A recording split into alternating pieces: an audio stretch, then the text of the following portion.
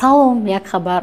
Як мансабдори тоҷӣ гуфт беҳтар аст хизматчиёни давлатӣ пас аз ба нафақа баромадан ба ҳаҷ бираванд. Идрис Илёсзода, раиси агентии хизмати давлатии Тоҷикистон гуфт, қонунгузорӣ барои хизматчиёни давлатӣ барои рафтан ба маносики ҳаҷ ҳеҷ маҳдудият пешбинӣ накардааст, аммо ба фикри шахси ӯ беҳтар аст агар хизматчиёни давлатӣ пас аз ба нафақа баромадан ин корро анҷом диҳанд. Хизматчии давлатӣ бояд кори худашро анҷом диҳад.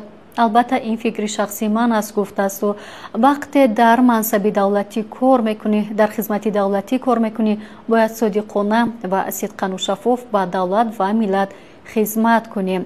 Пас аз он ки ба нафақа баромадан аз хизмати давлатӣ озод шуданд, марҳамат рафтан гиранд, гуфтааст Идрис Илёсзода. Тарофаи Супер Ултра Азед Мобайл 60 гигабайт интернет, 600 дақиқа дар дохили шабака, 300 гигабайт интернети шабона ва имкони интихоби якбора 3 суперқувва. Пайваст шав ва аз алоқаи баландсифат баҳра бар. Хабарҳои бештар дар Телеграм канали Азия Плюс.